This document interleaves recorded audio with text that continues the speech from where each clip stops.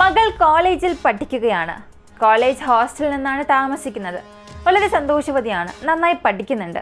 അവളുടെ കരിയർ അവൾ തന്നെ നോക്കുന്നുണ്ട്. ദിവസവും എന്തൊക്കെ സംഭവിച്ചു എന്നുള്ളത് ഫോൺ വിളിച്ച് സംസാരിക്കാറുമുണ്ട്. ഇങ്ങനെ എല്ലാം നന്നായി പോയിക്കൊണ്ടിരിക്കുമ്പോൾ പെട്ടെന്നൊരു ദിവസം കോളേജ് മാനേജ്മെന്റിൽ നിന്നും ഒരാൾ ഫോൺ വിളിച്ച് നിങ്ങളുടെ മകൾ മരിച്ചുപോയി, ആത്മഹത്യ ചെയ്തു എന്ന് പറഞ്ഞാൽ നിങ്ങളുടെ അവസ്ഥ എന്തായിരിക്കും?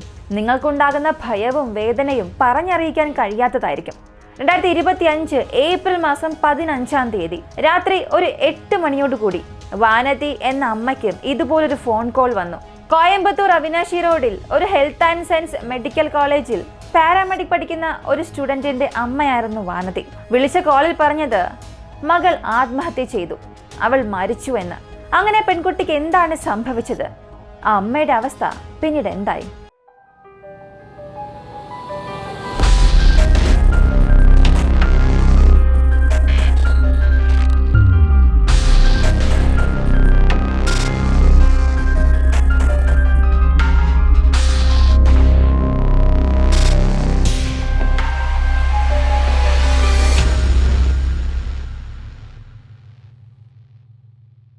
തമിഴ്നാട്ടിലെ തിരുവണ്ണാമലൈ എന്ന സ്ഥലത്താണ് അനുപ്രിയ ജനിച്ചത്. അവൾക്ക് 18 വയസ്സായി. പാരാമെഡിക് കോഴ്സ് പഠിക്കാൻ അവൾക്ക് വളരെ ആഗ്രഹമായിരുന്നു. അച്ഛനില്ല, വർഷങ്ങൾക്ക് മുൻപ് അച്ഛൻ മരിച്ചു.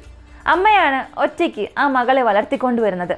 ഇപ്പോൾ നിങ്ങൾക്ക് മനസ്സിലായിട്ടുണ്ടാകും, അനുപ്രിയയ്ക്ക് അമ്മയായ വാനതി മാത്രമാണുള്ളത്. അതേ അവസ്ഥ തന്നെയാണ് വാനതിക്കും. തന്റെ മകളായ അനുപ്രിയ മാത്രമായിരുന്നു അവർക്കെല്ലാം. അങ്ങനെ ആ മകളുടെ ഭാവി സുരക്ഷിതമാക്കാനായി Hindusthan college of health and science Coimbatore ഡിസ്ട്രിക്റ്റിലുള്ള ഈ ഒരു കോളേജിൽ പാരാമെഡിക് കോഴ്സിന് മകളെ ചേർക്കുന്നു. 2025 ഏപ്രിൽ മാസം 15 എപ്പോഴത്തെയും പോലെ അവൾ കോളേജിലേക്ക് പോയി. അനുപ്രിയ ഫസ്റ്റ് ഇയർ ആണ് പഠിക്കുന്നത്.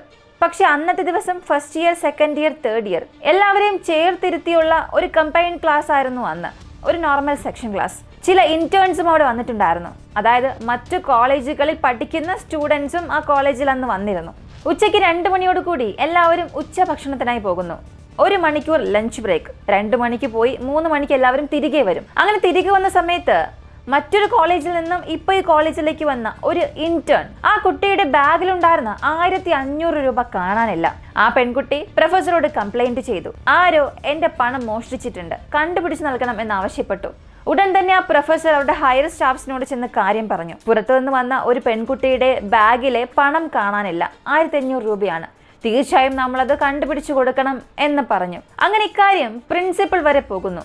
എല്ലാവരും ഒരു കമ്മിറ്റി കൂടുന്നു. ശരി, നമ്മളിവിടെ എല്ലാം CCTV ക്യാമറകൾ ഇൻസ്റ്റാൾ ചെയ്തിട്ടുണ്ടല്ലോ, ക്ലാസ്സിന് മുൻപിലുള്ള CCTV ക്യാമറ നോക്കാം, അതിലൂടെ എന്തെങ്കിലും ഒരു വിവരം ലഭിക്കും എന്നവർ കരുതി. അങ്ങനെ നോക്കാനും തുടങ്ങി. അപ്പോൾ അന്നത്തെ ദിവസം ആ ലഞ്ച് ടൈമിൽ അനുപ്രിയ എന്ന ഈ 18 വയസ്സുള്ള പെൺകുട്ടി ആ ക്ലാസ് മുറിക്ക് അകത്തേക്ക് കയറുന്നതും പുറത്തേക്ക് ഇറങ്ങുന്നതും കാണിച്ചിട്ടുണ്ടായിരുന്നു. അവൾ എന്തിനു വേണ്ടിയാണ് ക്ലാസ്സിനുള്ളിലേക്ക് കയറിയത് എന്നറിയില്ല. പക്ഷെ അവളുടെ ബാഗും ആ ക്ലാസ് മുറിക്കുള്ളിലാണുള്ളത്. ബാഗ്, ബുക്സ് എല്ലാം അവിടെ തന്നെയുണ്ട്. പക്ഷെ ആ സമയത്ത് അവൾ എന്തിനകത്ത് കയറി പുറത്തേക്ക് വന്നു, ഇതൊന്നും ആർക്കും അറിയില്ല. എന്നാൽ ഈ ഫൂട്ടേജ് കണ്ട പ്രിൻസിപ്പളും ബാക്കിയുള്ള പ്രൊഫസർ എല്ലാവരും ചേർന്ന് അനുപ്രിയയെ വിളിച്ചു. ആ സമയത്ത് അവൾ മാത്രമാണ് അകത്തേക്ക് പോയത്. അപ്പോൾ തീർച്ചയായും അവൾ തന്നെ പണം എടുത്തിട്ടുണ്ടാകുമെന്ന് അവരെല്ലാവരും തീരുമാനിച്ചു. അനുപ്രിയയെ ഏകദേശം 3-3:15 കൂടി വിളിക്കുകയാണ്. രാത്രി 7 മണി വരെയും അവളെ ചോദ്യം ചെയ്യാൻ തുടങ്ങി. കൃത്യം പറഞ്ഞാൽ ഒരു 4 മണിക്കൂറോളം, 1500 രൂപ നഷ്ടപ്പെട്ടതിന് 4 മണിക്കൂറോളം അവളെ ചോദ്യം ചെയ്തു.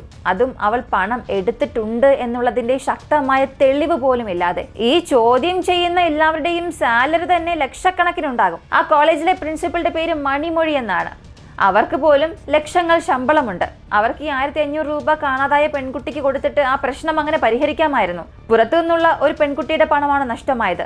കോളേജിന്റെ അഭിമാനം നഷ്ടമാകും എന്നൊക്കെയാണ് അവർ ചിന്തിച്ചത് എന്നുണ്ടെങ്കിൽ സ്വന്തം പോക്കറ്റിൽ നിന്നും ഒരു 1500 രൂപ എടുത്ത് കൊടുക്കാമായിരുന്നു. ശരി, സ്വന്തം പോക്കറ്റ് വേണ്ട, ആ കോളേജ് ഫണ്ടിൽ നിന്നും എടുത്ത് കൊടുക്കാമായിരുന്നു. ആ പ്രശ്നം അങ്ങനെ പരിഹരിക്കാമായിരുന്നു. എന്നാൽ അങ്ങനെ ഒന്നും ചെയ്തില്ല. മറ്റാരെയും സംശയിക്കാതെ, മറ്റാരെയും ബുദ്ധിമുട്ടിപ്പിക്കാതെ അവർക്ക് ആ പ്രശ്നം വളരെ നിസ്സാരമായി പരിഹരിക്കാമായിരുന്നു. പക്ഷെ അവർ അങ്ങനെ ഒന്നും ചെയ്തില്ല. എല്ലാവർക്കും മുൻപിലും അനുപ്രിയയെ വിളിച്ചു. CCTV ഫൂട്ടേജ് നോക്കി. അതിൽ ഇവളാണ് ക്ലാസ് മുറിക്കുള്ളിലേക്ക് കയറിയത്, ഇവൾ തന്നെ ആയിരിക്കും എടുത്തത് എന്ന് എല്ലാവരെയും അറിയിച്ചതിന് ശേഷം 4 മണിക്കൂറോളം അവളെ ഇരുത്തി ചോദ്യം ചെയ്തു. എന്നാൽ അനുപ്രിയ അപ്പോഴും പറഞ്ഞു ഞാൻ എടുത്തില്ല എന്ന്. എന്നാൽ മാനേജ്മെന്റ് അത് കേട്ടോ? ഇല്ല.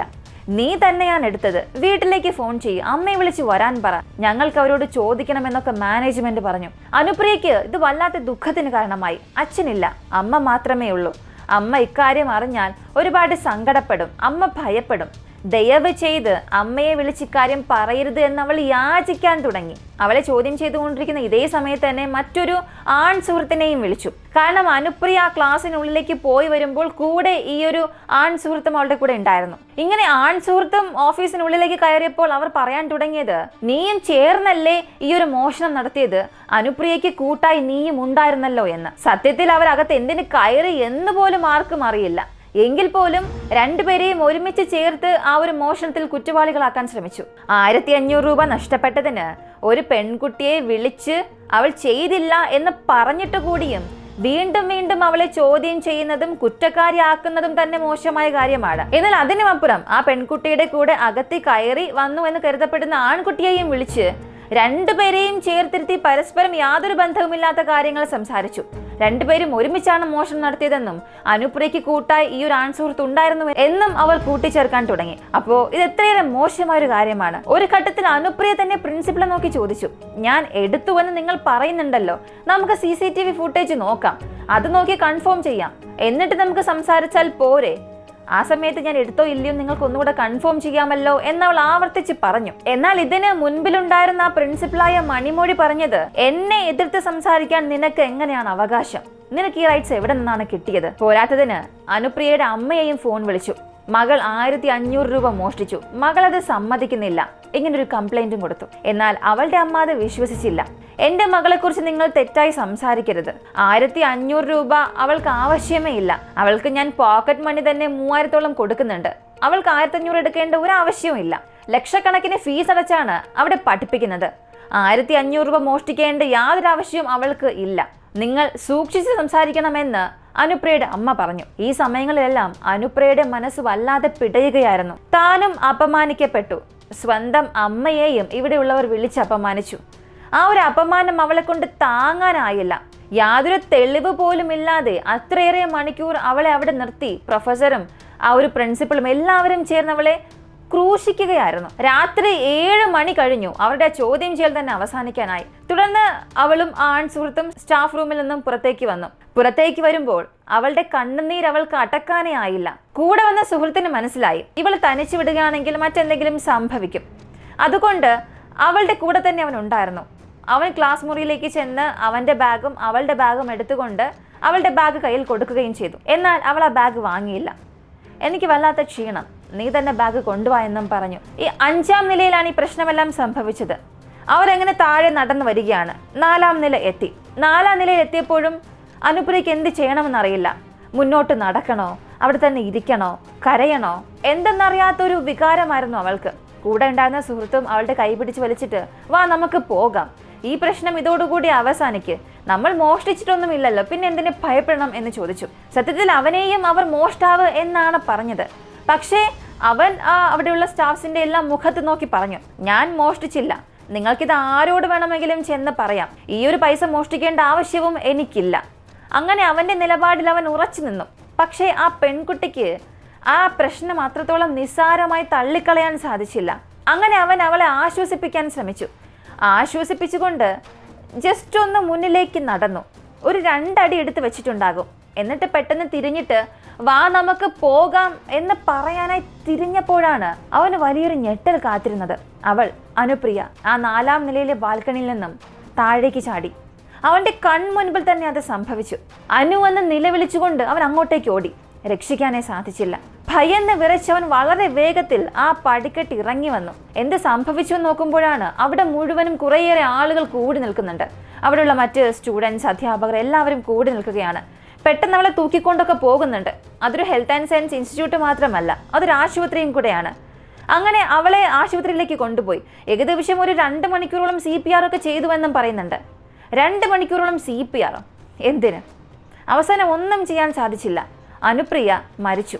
പക്ഷേ അവിടെയുള്ള ഡോക്ടേഴ്സ് അവളെ രക്ഷിക്കാനുള്ള ശ്രമങ്ങൾ അങ്ങനെ വലുതായൊന്നും എടുത്തില്ല എന്നാണ് അവിടെ കൂടെ ഉണ്ടായിരുന്ന വിദ്യാർത്ഥികൾ പറയുന്നത്. കൂടെ ഉണ്ടായിരുന്ന ഈ സുഹൃത്ത് 4 ഫ്ലോറിൽ നിന്നും താഴെ ഇറങ്ങി വന്നപ്പോൾ പോലും ആരും അവളെ കാണാൻ അവനെ അനുവദിച്ചില്ല. അവളുടെ മരണശേഷം ഒരു 100ഓളം വിദ്യാർത്ഥികൾ അവിടെ പ്രൊട്ടസ്റ്റ് ചെയ്യാൻ തുടങ്ങി. കോളേജിന് നേരെ കല്ലെടുത്ത് എറിയാൻ തുടങ്ങി. എല്ലാവർക്കും അത്രയേറെ ദേഷ്യം ഉണ്ടായിരുന്നു. ഈ പ്രതിഷേധം നടത്തിയ പല വിദ്യാർത്ഥികളും പറയുന്നത് ഈ കോളേജിലെ പ്രിൻസിപ്പൽ മണിമൊഴി എന്ന ആ ഒരു യുവതി പല വിദ്യാർത്ഥികളോടും അവർ അങ്ങനെ തന്നെയാണ് സംസാരിക്കുന്നത്, എന്നോടും അങ്ങനെ പെരുമാറിയിട്ടുണ്ട്. പ്രൊഫസേഴ്സിന്റെ പെരുമാറ്റവും അങ്ങനെ തന്നെയാണ്. നമ്മൾ എന്തോ അടിമ എന്നാണ് അവരുടെയൊക്കെ വിചാരം. അങ്ങനെയാണ് ട്രീറ്റ് ചെയ്യുന്നത് തന്നെ. അവർ പറയുന്നതെല്ലാം അനുസരിക്കുകയാണെങ്കിൽ, അവരുടെ കൂടെ നിൽക്കുകയാണെങ്കിൽ നമുക്കിവിടെ പഠിച്ച് സർട്ടിഫിക്കറ്റ് വാങ്ങി പുറത്തേക്ക് പോകാം. ഇനി അങ്ങനെ അല്ല എന്നുണ്ടെങ്കിൽ സർട്ടിഫിക്കറ്റ് ഒന്നും ഇല്ലാതെ ഇവിടെ നിന്നും ഇറങ്ങേണ്ടി വരും. ഞങ്ങളുടെ കരിയറിനെ തന്നെ നശിപ്പിക്കുമെന്നാണ് പല പ്രൊഫസേഴ്സും അവിടെയുള്ള സ്റ്റാഫ്സും എല്ലാം പറയുന്നത്. 3rd ഇയർ 2nd ഇയർ പഠിക്കുന്ന ഞങ്ങളോട് പോലും ഇങ്ങനെ പെരുമാറുന്ന വ്യക്തികൾ ഫസ്റ്റ് ഇയർ പഠിക്കുന്ന ഒരു പെൺകുട്ടിയെ എങ്ങനെയെല്ലാം അപമാനിച്ചിട്ടുണ്ടാകും. 1500 രൂപ മോഷണം പോയതിന് 4 മണിക്കൂർ ഇൻ്റർഗേഷൻ്റെ ആവശ്യമൊന്നും ഇല്ലല്ലോ. ഇതാണ് എല്ലാ വിദ്യാർത്ഥികളും ആവർത്തിച്ച് ചോദിക്കുന്ന ചോദ്യം. എന്നാൽ ഈ അന്വേഷണം ആരംഭിച്ച് പോലീസ് മണിമൊഴിയോട് ചോദിച്ചപ്പോൾ അവർ പറഞ്ഞത് ഇല്ലില്ല, 1500 രൂപ അവൾ എടുത്തു എന്ന് ഞങ്ങൾ ഒരിക്കലും സ്ഥിരീകരിച്ചിട്ടൊന്നുമില്ല. വെറുമൊരു സംശയത്തിന്റെ പേരിൽ മാത്രമാണ് ചോദിച്ചത്. അവളാണ് മോഷ്ടിച്ചത് എന്ന് ഞങ്ങൾ ഒരിക്കലും പറഞ്ഞില്ല എന്ന് അവർ ആ കഥ തന്നെ മാറ്റി പറയാൻ തുടങ്ങി. പക്ഷെ കൂടെ ഉണ്ടായിരുന്ന ആൺ സുഹൃത്തിനോട് ചോദിച്ചപ്പോൾ അവൻ പറഞ്ഞ കാര്യമുണ്ട്. ഇല്ല, ഞാൻ അകത്തേക്ക് കയറുമ്പോൾ തന്നെ അവർ അവളെ കുറ്റപ്പെടുത്തുകയായിരുന്നു. നീയാണ് പണം മോഷ്ടിച്ചത്, സത്യം പറയണമെന്ന് അവളെ ഭീഷണിപ്പെടുത്താൻ തുടങ്ങി. എന്നാൽ അനുപ്രിയ ഒരുപാട് തവണ പറഞ്ഞു ഞാൻ എടുത്തില്ല, ഞാൻ നിരപരാധിയാണ് എന്നൊക്കെ. പക്ഷെ അവർ കേൾക്കാൻ തയ്യാറായതേ ഇല്ല. എടുത്ത പണം തിരികെ തരാനാണ് ആവശ്യപ്പെട്ടത്. കൂടാതെ ഒന്നുകൂടെ CCTV ദൃശ്യങ്ങൾ കൺഫേം ചെയ്തിട്ട് നമുക്ക് സംസാരിക്കാം. ഞാനിതൊന്നും എടുത്തില്ല എന്ന് അനുപ്രിയ പറഞ്ഞപ്പോൾ പ്രിൻസിപ്പൽ പറഞ്ഞത് എന്നോട് ചോദ്യം ചോദിക്കാൻ അല്ലെങ്കിൽ എൻ്റെ മുഖത്ത് നോക്കി സംസാരിക്കാൻ നിനക്കെങ്ങനെയാണ് അവകാശം എന്നൊക്കെയാണ്. ഇനി അവൾ എടുത്തില്ല, സംശയത്തിന്റെ പേരിൽ മാത്രമാണ് ചോദ്യം ചെയ്തതെങ്കിൽ എന്തിനവളുടെ അമ്മയെ ഫോൺ വിളിച്ച് കംപ്ലൈന്റ് ചെയ്യണം? ഇതായിരുന്നു ആ ആൺ സുഹൃത്ത് പറഞ്ഞത്. ഇങ്ങനെ അവളുടെ അമ്മയായ വാനത്തേക്ക് ആ കോള് പോയി. അടുത്ത 1 മണിക്കൂർ കഴിഞ്ഞ് വീണ്ടും മാനേജ്മെന്റിൽ നിന്നും കോള് പോയി. മകൾ ആത്മഹത്യ ചെയ്തുവെന്ന് അറിയിക്കാനായി. ആ അമ്മയ്ക്കത് താങ്ങാനേ സാധിച്ചില്ല. കരഞ്ഞ് നിലവിളിച്ച് ബന്ധുക്കളെയും കൂട്ടി ആ ഇൻസ്റ്റിറ്റ്യൂട്ടിലേക്ക് വരുന്നു. മകളുടെ ഡെഡ് ബോഡി ആയിരുന്നു ആ അമ്മ അവസാനമായി കണ്ടത്. തൊട്ടടുത്ത ഗവൺമെന്റ് ആശുപത്രിയിലേക്ക് പോസ്റ്റ്മോർട്ടം ചെയ്യാനും അയച്ചു. ആത്മഹത്യയാണെന്ന് റിപ്പോർട്ടും വരുന്നു. പക്ഷെ മകളുടെ ബോഡി ആ കുടുംബം വാങ്ങാൻ തയ്യാറായില്ല. 100 കണക്കിന് സ്റ്റുഡൻസ് കോളേജിന് മുൻപിലും ആ ഗവൺമെന്റ് ഹോസ്പിറ്റലിന് മുൻപിലും പ്രതിഷേധം ആരംഭിച്ചു. ഇതിനിടയിൽ പെൺകുട്ടിയുടെ കൂടെ ഉണ്ടായിരുന്ന ആൺ സുഹൃത്തിനെ പോലീസ് കസ്റ്റഡിയിലെടുത്ത് ചോദ്യം ചെയ്യാൻ തുടങ്ങി. എന്ത് സംഭവിച്ചു, ആദ്യം മുതൽ അവസാനം വരെയും എല്ലാം പറയണമെന്ന് ഒരു 5-6 പോലീസുകാർ കൂട്ടം കൂടി നിന്ന് അവനെ ചോദ്യം ചെയ്യാൻ തുടങ്ങി. അവസാനമായി അനുപ്രിയെ തനിക്കൊന്ന് കാണണം, അവളുടെ അവസാന ചടങ്ങിന് തനിക്ക് പങ്കെടുക്കണമെന്ന് ആവശ്യപ്പെട്ടിട്ട് കൂടിയും പോലീസ് അവനെ പുറത്തുവിട്ടില്ല. മകൾക്ക് നീതി ലഭിക്കുന്നതുവരെയും അവളുടെ ബോഡി ഞങ്ങൾ വാങ്ങില്ല എന്നാണ് മാതാപിതാക്കൾ പറഞ്ഞത്. അവരുടെ മുൻപിൽ കോളേജ് മാനേജ്മെന്റ് വന്നു നിന്നു. നഷ്ടപരിഹാരമായി 5 ലക്ഷം രൂപ കൊടുത്തു. എന്നിട്ട് അവർക്കിടയിൽ എന്ത് ചർച്ച നടന്നു എന്നൊന്നും അറിയില്ല. അവസാനം ആ കുടുംബം പറഞ്ഞത് എൻ്റെ മകളുടെ ജീവൻ എന്തായാലും പോയി, ഇനി അവളുടെ അവസാന ചടങ്ങുകളെങ്കിലും സമാധാനപൂർണമായി നടക്കണം, അവളുടെ ആത്മാവിന് ശാന്തി ലഭിക്കണം. അങ്ങനെ അവസാന ചടങ്ങുകൾ നടത്തി. ആ ചടങ്ങിന് പങ്കെടുക്കാൻ പോലും ആൺ സുഹൃത്തിന് പോലീസ് അനുവദിച്ചില്ല. സംഭവം നടന്ന 2-3 ദിവസത്തിൽ കോളേജിന് ലീവും കൊടുക്കുന്നു. അടുത്ത ഒരാഴ്ച ലീവ് കൊടുത്തു. എല്ലാവരും പ്രൊട്ടസ്റ്റ് ചെയ്യാൻ തുടങ്ങി. ഇനി ഈ ഒരു സാഹചര്യം ശരിയാകില്ല എന്ന് മനസ്സിലാക്കിയ മാനേജ്മെന്റ് ഒരാഴ്ച കോളേജിന് ലീവ് കൊടുത്തു. എന്നിട്ട് ഹോസ്റ്റലിലുള്ള എല്ലാവരെയും വീട്ടിലേക്ക് പോകാൻ ആവശ്യപ്പെടുകയും ചെയ്തു. അങ്ങനെയെങ്കിലും അവിടെ നടക്കുന്ന പ്രതിഷേധങ്ങളൊന്നും അവസാനിക്കുമല്ലോ എന്നവർ കരുതി. ലീവ് എല്ലാം കരുതി, എല്ലാം മറന്ന് എല്ലാവരും കോളേജിലേക്ക് വരും, പുതുതായി പഠിക്കാൻ തുടങ്ങും, എല്ലാവരും എല്ലാം മറക്കും. ആ ഒരാഴ്ചയിൽ കോളേജിൽ സംഭവിച്ച എല്ലാ കാര്യങ്ങളെയും തുടച്ചു നീക്കാൻ സാധിക്കും. CCTV ക്യാമറയിൽ അങ്ങനെ ആവശ്യമില്ലാതെ എന്തെങ്കിലും പതിഞ്ഞിട്ടുണ്ടെങ്കിൽ അതും നശിപ്പിക്കാമല്ലോ. ഇങ്ങനെ ആ ഒരാഴ്ചയിൽ എന്തൊക്കെ ചെയ്യണമെന്നുള്ള എല്ലാ പദ്ധതികളും തയ്യാറാക്കി. ഇതാണ് ആ കോളേജിൽ സംഭവിച്ചത്. ഇനി കോടതിയിലേക്ക് കേസ് പോവുകയാണെങ്കിൽ അടുത്ത് എന്തായിരിക്കും സംഭവിക്കുക? നിങ്ങൾ തന്നെ ഒന്ന് ചിന്തിച്ചു നോക്കുക. ഒരു വശത്ത് അനുപ്രിയയ്ക്ക് വേണ്ടി ഒരു പബ്ലിക് പ്രോസിക്യൂട്ടർ, അല്ലെങ്കിൽ അനുപ്രിയയുടെ അമ്മയ്ക്ക് പണമുണ്ടെങ്കിൽ ഒരു ലോയർ അപ്പോയിൻമെന്റ് ചെയ്യും. മറുവശത്ത് ആ കോളേജിൽ നിന്നും ലീഗൽ ടീമിൽ നിന്നും ഒരു എക്സ്പീരിയൻസ്ഡ് ആയിട്ടുള്ള ലോയർ വന്ന് നിൽക്കും. അടുത്തെന്ത് സംഭവിക്കുമെന്ന് നിയമത്തിനും അറിയാം, നിങ്ങൾക്കും അറിയാം, എനിക്കും അറിയാം. ഈ ഒരു സംഭവം നടന്നൊരു 3-4 ദിവസത്തിന് ശേഷം ആ പെൺകുട്ടിയുടെ കൂടെ ഉണ്ടായിരുന്ന ആൺ സുഹൃത്തിനോട് വീണ്ടും കാര്യങ്ങൾ ചോദിക്കുമ്പോൾ അവൻ പറഞ്ഞ കാര്യങ്ങൾ മാറ്റി മാറ്റി പറയാൻ തുടങ്ങി. കാരണം അവനും ഒരുപാട് ഭീഷണിയുണ്ട്. സത്യം തുറന്നു പറഞ്ഞാൽ നിന്നെക്കൊണ്ട് എത്ര കാലം ഈ കോളേജിൽ ജീവിക്കാൻ സാധിക്കും? പാരാമെഡിക് കോഴ്സ് പഠിക്കാനല്ലേ നീ വന്നത്? ലക്ഷക്കണക്കിന് കാശും ചിലവാക്കിയിട്ടുണ്ടല്ലോ. അപ്പോൾ കോഴ്സ് പഠിച്ച് അവസാനിപ്പിച്ചതിന് ശേഷമേ നിനക്ക് ഇവിടെ നിന്നും പോകാൻ സാധിക്കും. അങ്ങനെ പറഞ്ഞ് അവനെ പലരും ഭീഷണിപ്പെടുത്തി. അതുകൊണ്ട് തന്നെ അവനും എന്ത് ചെയ്യണമെന്നേ അറിയാതെ പല കാര്യങ്ങളും മാറ്റി മാറ്റി സംസാരിക്കാൻ തുടങ്ങി. എന്നാൽ അവൻ തന്റെ സുഹൃത്തിനെ വിളിച്ച് ചില കാര്യങ്ങൾ ഷെയർ ചെയ്തു. ഒരു ഫോൺ കോൾ റെക്കോർഡ്. அது அன்அஃபிஷியலாയി തന്നെ லீக் ஆயி. எல்லாம் இருக்கும்போது அந்த மாதிரி கூட்டிட்டு போனாங்களா? ஆமா. அப்ப நான் உள்ள போனேன்னா உள்ள போனே அந்த பிள்ளைய பிடிச்சி கேட்டுட்டு இருந்தாங்க, இந்த மாதிரி நீ எதுக்கு இந்த மாதிரி பண்ணிட்டு இருந்த சொன்னோன்னே என்னைய கூப்பிட்டு தான் சொன்னாங்க. எந்த மாதிரி கேட்டாங்க? எந்த மாதிரி சொன்னாங்க? நீ இந்த மாதிரி காசு எடுத்தியா அப்படின்னு கேட்டாங்க அந்த பிள்ளைகிட்ட. சரி. அந்த பிள்ளை எல்லாமே ஸ்டார்டிங்னு சொல்லிட்டு தான் இருந்தாங்க. அந்த நான் இடையில தான் போனேன் மேம் கூப்பிட்டாங்கன்னு சொல்லிட்டு. உள்ள போனோடனே மேம் வந்து நீ தான் அதுக்கு உடனே அப்படின்னு சொன்னாங்க எல்லாரும். நான் எதுக்கு என்ன எதுக்கு சொல்றீங்க, நான் எதுவுமே பண்ணல, என்ன எதுக்கு என்ன சொல்றீங்க மேம், நான் எதுவுமே பண்ணல மேம் இந்த மாதிரி. ஆனா என்கிட்ட வந்து இந்த மாதிரி நீ கூப்பிட்டதுக்கு வந்து இந்த கேம்பஸ்குள்ள அடிச்சு வந்துட்டு இருந்தீங்கன்னு சொல்லி கூப்பிட்டாவ மேல. அதுக்கு தான் கூப்பிடுறாங்க சிசிடிவில பாத்துட்டுன்னு சொல்லி கூப்பிட்டாங்க. ஆனா அவங்க என்ன பண்ணிருக்காங்க, இந்த மாதிரி பர்ஸ் காணான்னு சொல்லி கேமரா பார்த்ததுலதான் இவ கூட நான் இருந்தேன்னு சொல்லி என்னைய கூப்பிட்டு இருந்திருக்காங்க. ஆனா இவ எந்த காசுமே எதுவுமே எடுக்கலடா. அவ கூட தான்டா இருந்தேன். அவ எடுத்தாளன்னு கூட தெரியல. நான் சொன்னேன் மேம்கிட்ட, மேம் இந்த மாதிரி எடுத்திருக்க மாட்டேன்னு சொன்னதுக்கு என்ன திருப்பினாங்க அவங்க. என்னன்னு அவளுக்கு நான் சப்போர்ட்டா அந்த மாதிரி கேட்டேன் அவட்ட. அவளுக்கு சப்போர்ட்டா நான் அந்த மாதிரி மேம் அவ என் கூட தான் எடுத்திருக்க மாட்டா அப்படி இப்படின்னு சொல்லிட்டு இருந்தேன். அப்ப வந்து அவளே சொல்லி ஒத்துக்கிட்டாங்க, மேம் நான் சும்மா விளையாட்டுக்கு தான் பேசினேன் அப்படின்னு. அப்பயும் அவளை பிடிச்சி திட்டினாங்க. திட்டலாம் சொல்ல நல்லா திட்டினாங்க அந்த பிள்ளைய. அந்த டி என்ன டி இப்படிதான் பண்ணுவியா, அந்த மாதிரி தான் இப்படிதான் பண்ணுவியா, என்ன இப்படிதான் பண்ணுவியா, நீ இப்படிதான் நீ உண்மையா சொல்லனா உனைய போலீஸ்ட நாங்க சொல்லுவோம். உடனே நீ இப்ப உண்மையா சொல்லனா உனக்கு போலீஸ் கூப்பிடுவோம், பேரண்ட்ஸ் சொல்லுவோம், ஸ்டடிஸ் கண்டினியூ பண்ண முடியாது எங்க 2 பேர்த்தையும் சொன்னாங்க. ஆனா நான் வந்து பஸ் இருக்க கிடையாது, எனக்கு தெரியாது. ஆனா நான் அதுல வந்து கரெக்டா இருந்தேன் மேம், நான் எடுத்துருந்தா என்ன வேணா பண்ணிக்கோங்க அப்படின்னு நான் சொன்னேன். அதுக்கு அவங்க எல்லாரும் இல்ல எங்களுக்கு தெரியாது, நாங்க பேரண்ட்ஸ் கூப்பிட்டு விட்டுக்கிறோம், நீங்க என்ன வேணா பேசிக்கோங்க, பேரண்ட்ஸ் நாங்க சொல்லியே ஆகும்னு சொன்னா. அவ கிஞ்சினாடா, மேம் சொல்லாதீங்க மேம் சொல்லாதீங்க மேம் சொன்னா.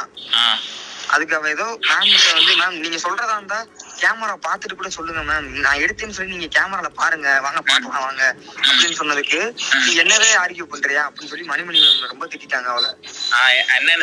இப்படிதான் நீ வந்து என்கிட்ட வாய்ஸ் ரைஸ் பண்ணி பேசுவியா, உனக்கு யார் ரைட்ஸ் கொடுத்தது பேசுறதுக்கு, நான் பேசுனதுக்கும் உங்க 2 பேத்துக்கு பேசுறதுக்கு தான் உங்களுக்கு சொல்லி கொடுத்துருக்காங்களா பேசுறதுக்கு, அப்படி இப்படின்னு தேவையில்லாதெல்லாம் திட்டினாங்க. நான் அப்ப கூட நான் இது தப்பு பண்ணல, நான் சொன்னேன் சரி நீ தான், நான் அவட்ட கூட சொன்னேன், நீ அப்ப கூட அவட்ட வச்சு நாங்க வச்சு கேட்கலாம், திரும்பி என்ன டிஸ்கஸ் பண்ணிட்டு இருக்கும்போது நான் அவட்ட சொன்னேன், ஏய் எடுத்தியாடி, எடுத்தனா சொல்லு, நான் கூட நான் சொல்லிக்கலாம், ஏதாவது பாத்துக்கலாம், ஏதாவது நான் என்கிட்ட சொல்லுன்னே சொல்லிட்டு இருந்தேன். எடுக்கவே இல்லை சொல்லி அடிச்சு சொன்னா அவ. அப்ப கூட சரி எடுக்கவே இல்லை, அப்புறம் என்ன அப்படி எதுக்கு பயப்படுற, வா போலாம் நம்ம, நீ அழுகாதாவா அப்படின்னு. அவன் வீட்டுல போன் பண்ணி சொன்னதுக்கு அப்புறம் தான் ரொம்ப அழுதுட்டு ஒரு மாதிரி பண்ணான். ரொம்ப கெஞ்ச நம்பர் கூட சொல்லல மேம், சொல்லாதீங்க மேம் சொல்லாதீங்க மேம், என்னன்னு கேமரா பாத்துட்டு கூட சொல்லுங்க மேம், வாங்க மேம் கேமரா கூட பாக்கலாம் மேம் சொன்னதுக்குதான் எப்படி உனக்கு கேமரா நாங்க பாக்க விடுறது அப்படின்னு சொன்னான். அப்புறம் தான் இந்த மாதிரி நான் உள்ள என் கோட் அங்க டேபிள்ல இருந்துச்சா, நான் எடுத்துட்டு வரேன், பேக கீழே வச்சுட்டு நின்று இருந்தாங்க. நான் என் கோட்டை முடிச்சுட்டு பேக்ல வைக்க வா போலாம் அப்படின்னு சொல்லி நிக்கிறேன். அவன் அழுதுட்டே இருந்தா, என்ன எல்லாரும் பிளேம் பண்றாங்க, எனக்கு பயமா இருக்கு அப்படி இப்படின்னு சொல்லிட்டு இருந்தா. எங்க வீட்டுல சொல்லிட்டாங்க சொல்ல வேணாம்னு சொல்லியும் சொல்லிட்டாங்க, அழுதுட்டே இருந்தாடா. சரி வான்னு சொல்லி பேக் எடுத்து கொடுத்ததுக்கு நீயே பேக போட்டுக்க அப்படின்னு என்ன சொன்னான். சரி நான் கூட இந்த மாதிரி அழுகுறதுனால கொஞ்சம் டயர்டா இருக்கனால என்னை பேக் எடுத்து சொல்றா போல, எப்பவுமே அவ பேக் சொன்னா நான் தான் எடுத்து வருவேன், என்ன சொன்னாலும் நான் அதை கூட பெருசா எடுத்துக்கல, பேக் எடுத்துட்டு எப்பயும் போல போட்டு அப்படியே அந்த 3 ஸ்டெப்ஸ் நீ முன்னாடி போ, நான் கையை பிடிச்சி இழுத்துட்டேன் இத்தனைக்கும், வா போலாம் இழுத்ததுக்கு தான் அவ என்ன சொன்னா, இப்பதான் மேம் பார்த்து திட்டிருக்காங்க நம்ம அடிச்சு விளாண்டு கேம்பஸ்குள்ள, நீ முன்னாடி நடந்து போன பின்னாடியே வரேன், இப்பதான் வான் பண்ணி விட்டுருக்காங்க, போன் பேரண்ட்ஸ் பண்ண சொல்லிருக்காங்க, திரும்பவும் இந்த மாதிரி பண்ணாத வா போலான்னு. இத்தனைக்கும் அவன் எதுவும் பண்ணி அழுதுவான்னு பயந்துட்டு அவனை தனியா விடல, வா போலான்னு சொல்லிட்டு அந்த ஸ்டெப்ஸ்ல இருந்து ஒரு 6 ஸ்டெப்ஸ் தான் நான் இறங்கி திரும்பி பார்த்தேன். அப்படியே நான் திரும்பி பார்த்து மேல இருந்தா டக்குனு கத்திரம் கீழே குதிச்சுட்டாடா. இத்தனைக்கும் கீழே குதிச்சோன்னு என்ன பண்றது தெரியாம கீழே இறங்கி போய் சுத்தி போய் இறங்கி போய் பக்கத்துல பார்த்தோன்னே தூக்கிட்டு ஐசி போனாங்க. நீ பக்கத்துலயே விடல, அவளை பக்கத்துலயே குடுக்குறேன்டா, சிபிஆர் குடுத்துட்டே இருக்காங்கடா 2 மணி நேரம் 3 மணி நேரமா. நான் என்னாச்சு ஏதாச்சுன்னு கேட்டுக்கிட்டே இருக்கேன், எனக்கு என்ன பண்றதுன்னு தெரியல. என்கிட்ட வந்து போலீஸ் வந்து அது இதுன்னு கேட்டுட்டு இருக்காங்க. என்ன கேட்டாங்க, என்ன நடந்துச்சு ஒரு 4-5 போலீஸ் வந்து வரிசையா கேட்டுட்டே இருந்தாங்க, என்னைய ரூமுக்குள்ள கூட்டு போய் கேட்டுட்டே இருந்தாங்க. நான் நடந்ததெல்லாம் சொல்லிட்டேன் அவங்ககிட்ட. இருந்தும் என்னை இன்னைக்கு ஏன் தெரியுமா என்ன வரவில்லை, நீ ஸ்டேஷன் காலையில வர சொன்னாங்க என்கொயரிக்கு. வந்துட்டு நான் அந்த பிள்ளைய பாடியை பாக்கலாம்னு சொல்லி நான் அதுக்குதான் கிளம்பி வந்ததே. காலையில என்கொயரி முடிச்சுட்டு நான் பாடியை பாத்துட்டு வரலாம், எப்படியாவது நான் போய் பார்க்கணும் அப்படின்னு தான் இருந்தேன். ஸ்டேஷன்ல வந்ததுக்கு அப்புறம் அங்க எல்லா ஸ்டூடெண்ட்ஸும் கலவரம் பண்ணிட்டு இருக்காங்க, நீங்க வெளியே போக முடியாது அப்படின்னு சொல்லி உள்ளே உட்கார வச்சிட்டாங்க. எங்க 4 பேர்த்தையும் உங்க 4 பேரே கேஸ் போடுவோம் நீங்க இப்ப போனீங்கன்னா. இப்ப வந்து அங்க ஸ்டூடெண்ட்ஸ் கலவரம் ஆயிடுச்சு. இப்ப என்னைய பார்த்தாங்கன்னா அவங்க ரொம்ப ஃபோர்ஸா இருந்துட்டு ரொம்ப ஏதாவது கலவரம் பண்ணுவாங்க, அதனால உன்னை நான் விட முடியாது, ஏதாவது நடந்துச்சுன்னா உன்னதான் நான் தூக்கி ஜெயில போடுவேன், உங்களதான் எல்லாத்தையும் ஜெயில போடுவேன் அப்படின்னு சொல்லி மிரட்டி உட்கார வச்சாங்க ஸ்டேஷன்ல. நான் இத்தனைக்கும் உட்கார்ந்துருந்தேன். இவ்வளவு நேரம் உட்கார்ந்தோம். அவங்க இப்ப முடிச்சதுக்கு அப்புறம் என்ன சொல்லி தெரியுமா அனுப்பிச்சாங்க, கடைசி வரைக்கும் என்கொயரியே பண்ணல, நீ கடைசி வரைக்கும் நீ என்கொயரியே பண்ணல. என்ன சொன்னாங்கன்னா நாளைக்கு வா அப்படின்னு சொன்னாங்க. நான் அப்ப கூட சொன்னேன், சார் நாளைக்கு என்கொயரி வரேன், நான் இன்னைக்கு போய் பாடியாவது பாத்துட்டு வந்துடுறேன் சார், நான் அவளை பாத்துட்டே வந்துடுறேன் சார் சொன்னதுக்கு, நீ போனாலும் காட்ட மாட்டாங்களா தம்பி, நீ நாளைக்கு போய் எப்படி நீ என்கொயரி முடிச்சு சைன் போட்டதுக்கு அப்புறம் தான் அவன் பாடியை வீட்டுக்கு கொடுத்து விடுவான் அப்படின்னு சொல்லி அனுப்புனாங்க எனக்கு. நான் அந்த நம்பிக்கையில தான் இப்ப வந்தேன். இப்ப என்ன சொன்னாங்கன்னா ஏற்கனவே கொடுத்து அனுப்பியாச்சு அப்படிங்கிறாங்க. நான் இப்ப அந்த நம்பிக்கையில நான் போயிட்டு இருக்கும்போது கஸ்தூரி சொல்றேன் கொடுத்து அனுப்பிட்டான்னு சொல்றாங்க. ஆமா, என்னை விடவே இல்லை அவங்க, என்னை என்ன பண்றதே சொல்ல விடலடா என்னைய. ഇത് സത്യത്തിൽ ആൺ സുഹൃത്താണോ സംസാരിച്ചത്, ഇതൊക്കെ ശരിയാണോ ഇല്ലയോ എന്നുള്ളത് കോടതി തന്നെയാണ് തീരുമാനിക്കേണ്ടത്. ഇപ്പോൾ ഈ കോളേജ് മാനേജ്മെന്റിൽ യാതൊരു തെറ്റുമില്ല. കോടതിയിൽ പ്രൂവ് ചെയ്യുന്നതുവരെയും ഇതൊരു ക്രൈം ആണെന്ന് പോലും പറയാൻ സാധിക്കില്ല. ഇങ്ങനെയൊക്കെയാണ് പുറമേ പറയുന്നത്. അതുകൊണ്ട് തന്നെ ഇനി കോടതി എന്ത് പറയുന്നു, നിയമം എന്ത് പറയുന്നു, ഇതൊക്കെ കാത്തിരുന്ന് തന്നെ കാണണം. ഇപ്പോൾ അനുപ്രിയയ്ക്ക് സംഭവിച്ച ഈ ഒരു അന്യായം ഇത് എന്താണെന്നുള്ളത് നമ്മൾ വ്യക്തമായി മനസ്സിലാക്കേണ്ടതുണ്ട്, അറിയേണ്ടത് നമ്മുടെ കടമയാണ്. കാരണം അനുപ്രിയ പോലുള്ള മറ്റേതൊരു പെൺകുട്ടികളും ഇനി ഇങ്ങനെയുള്ള കാരണങ്ങളാൽ ഒരിക്കലും ആത്മഹത്യ ചെയ്യാനേ പാടില്ല. നിങ്ങളൊരു പെൺകുട്ടിയുടെ അച്ഛനാണ്, അമ്മയാണ്, അല്ലെങ്കിൽ സഹോദരി സഹോദരനാണ്, ഒരു സുഹൃത്താണ് എങ്കിൽ ആ പെൺകുട്ടിക്ക് ആവശ്യമായ ഒരു അറിവ് നിങ്ങൾ പകർന്നു കൊടുക്കണം. ആരെന്ത് പറഞ്ഞാലും തെറ്റ് തന്നെ പറഞ്ഞാലും നിനക്ക് വേണ്ടി ഞാനുണ്ട്.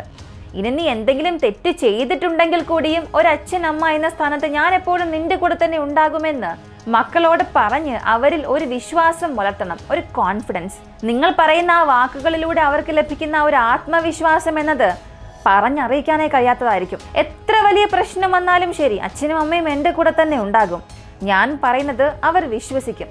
അവിടെയാണ് മാതാപിതാക്കൾ എന്ന നിലയിൽ നമുക്കൊരു വലിയ വിജയം ഉണ്ടാവുക. ഒരുപാട് കുട്ടികൾ അച്ഛനും അമ്മയും വിചാരിച്ചാൽ എന്ത് വിചാരിക്കും, അവരോട് ഞാനിത് എങ്ങനെ പറയും, അവരറിഞ്ഞാൽ അടുത്ത് എന്തായിരിക്കും സംഭവിക്കുക, ഇങ്ങനെയൊക്കെ ചിന്തിച്ച് ഭയത്തിൽ ആത്മഹത്യ ചെയ്യുന്ന ഒരുപാട് കുട്ടികളുണ്ട്. എന്ത് തന്നെ സംഭവിച്ചാലും അത് ആദ്യം മാതാപിതാക്കളോട് ഷെയർ ചെയ്യണമെന്നുള്ള ഒരു ചിന്ത കുട്ടികളുടെ മനസ്സിൽ മാതാപിതാക്കൾ തന്നെയാണ് വളർത്തിയെടുക്കേണ്ടത്.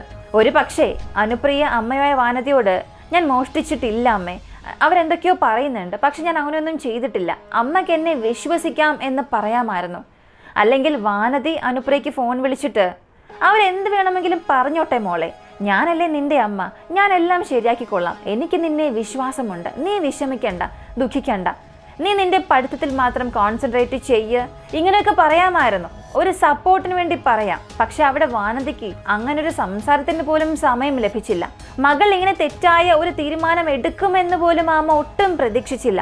ഇവിടെ ഒരു ചെറിയ കഥ ഞാൻ പറയാൻ ആഗ്രഹിക്കുകയാണ്, ദയവ് ചെയ്ത് സ്കിപ്പ് ചെയ്യാതെ നിങ്ങളതൊന്ന് കേൾക്കണം. ഒരു ദിവസം ഒരു കുട്ടി തന്നെ പഠിപ്പിച്ച അധ്യാപികയെ ഒരുപാട് വർഷത്തിന് ശേഷം ചെന്ന് കാണുകയാണ്. ആ ടീച്ചർക്ക് അവനെ മനസ്സിലായതേയില്ല. പക്ഷെ അവൻ വിശദീകരിക്കാൻ ശ്രമിച്ചു. ടീച്ചർ എന്നെ പഠിപ്പിച്ചിട്ടുണ്ട്, പണ്ട് എന്നെ പഠിപ്പിച്ചിട്ടുണ്ട്, ചെറിയ പ്രായത്തിൽ എൻ്റെ അധ്യാപിക നിങ്ങളായിരുന്നു. അന്നൊരു ദിവസം ഒരു കുട്ടിയുടെ പെൻസിൽ ഞാൻ മോഷ്ടിച്ചിരുന്നു.